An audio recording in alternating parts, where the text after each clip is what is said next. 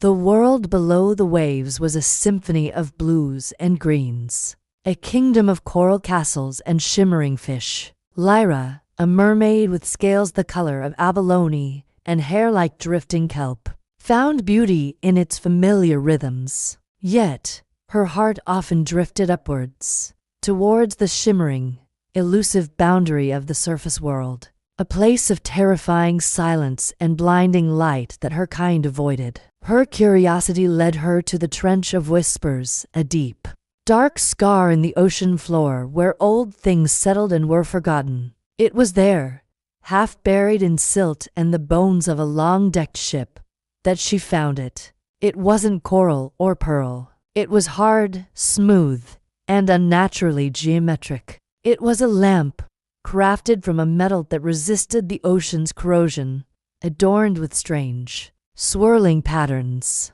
Brushing away the centuries of grime, her webbed fingers traced a peculiar seam.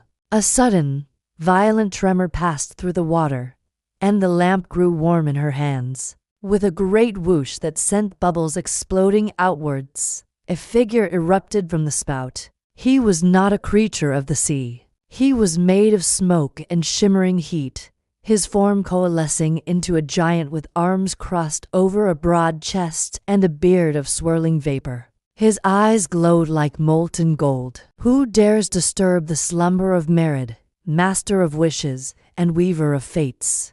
His voice boomed, a sound that vibrated through Lyra's entire being, not through water, but through the very magic of the deep.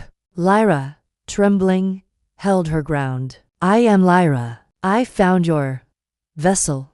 The djinn, Mermaid, looked down at her, his awe-inspiring visage softening with curiosity. "A child of the sea. It has been an age since I last granted a wish. The rules are thus. You are granted 3. No more, no less. Wish wisely, for the wording is binding and the consequences are your own."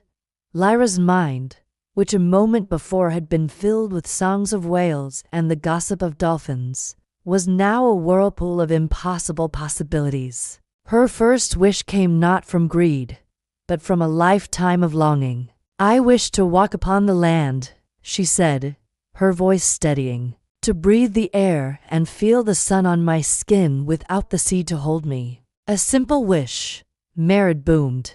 He clenched his smoky fist. "It is done." A searing pain shot through Lyra's tail. She cried out as the scales shimmered and fused, reshaping, dividing. The agony was brief, replaced by a terrifying numbness. Where her powerful tail had been were to strange, slender limbs. She kicked them experimentally, feeling the unfamiliar muscles twitch. She scrambled towards a nearby sandbank, her new feet stumbling on the soft bottom. She broke the surface, gasping, and drew her first breath of air. It was sharp, dry, and utterly exhilarating. The sun was a warmth she had never truly felt, and the cry of a gull was a strange, new music. For a time, she was enchanted. She walked along the shore, marveling at the grains of sand between her toes, the weight of her body on solid ground.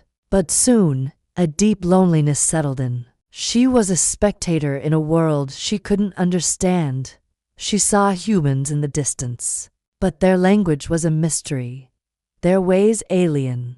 She was trapped between 2 worlds, belonging to neither. Swimming back to the lamp, which still pulsed with a soft light, she found Mermaid waiting, a knowing glint in his golden eyes. "Your second wish, little one." Lyra thought of the lonely humans on the beach and the merfolk, who would never understand her new experiences. She thought of the songs she couldn't share, the stories she couldn't tell. "I wish to be understood," she wished, her voice echoing with newfound resolve. "I wish that any being, whether of the land or the sea, could understand my heart and my words, and that I might understand theirs." Mermaid smiled. "A wiser wish. It is done." This time, the magic was less a pain and more a unlocking. The world's cacophony suddenly resolved into meaning. The sighing of the wind became a mournful melody. The chattering of the monkeys in the distant trees became a debate about the best fruits. And when a curious dolphin approached, his usual series of clicks and whistles formed clear words in her mind. Lyra, your legs are very odd. She laughed, a sound of pure joy. She spoke to the seagulls, learned the gossip of the crabs, and even understood the ancient, slow language of the coral. For the first time, the divide between sea and land felt bridgeable, but understanding alone wasn't enough.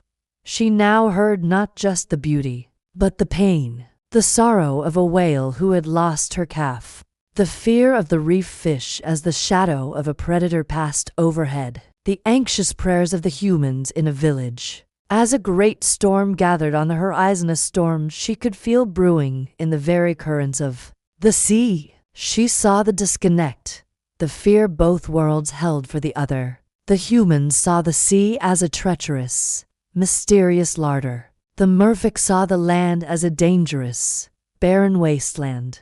Their ignorance bred fear, and fear bred conflict. She returned to Mermaid for the third time. The djinn looked at her, his form less intimidating now, more like a patient teacher. Your final wish. Choose carefully. Power? Immortality? A kingdom?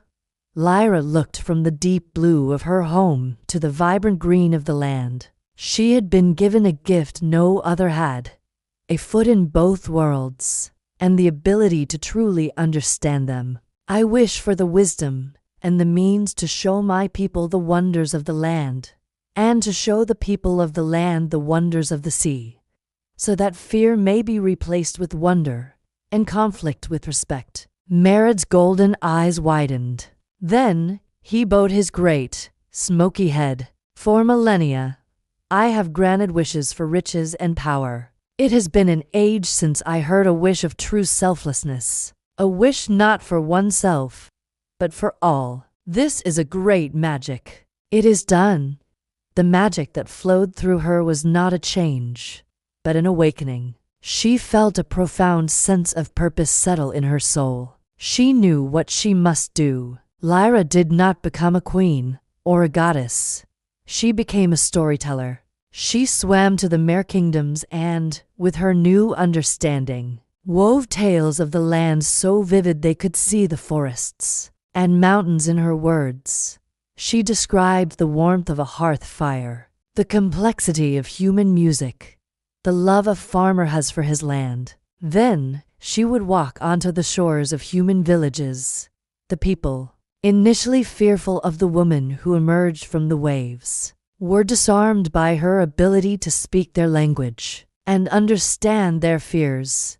She sang them the songs of the humpback whales, described the glittering cities of coral, and explained the delicate balance of the reef. She became a legend in both worlds, the mermaid ambassador. She showed fishermen where to cast their nets without harming the spawning grounds. She guided merfolk away from shipwrecks that were being explored.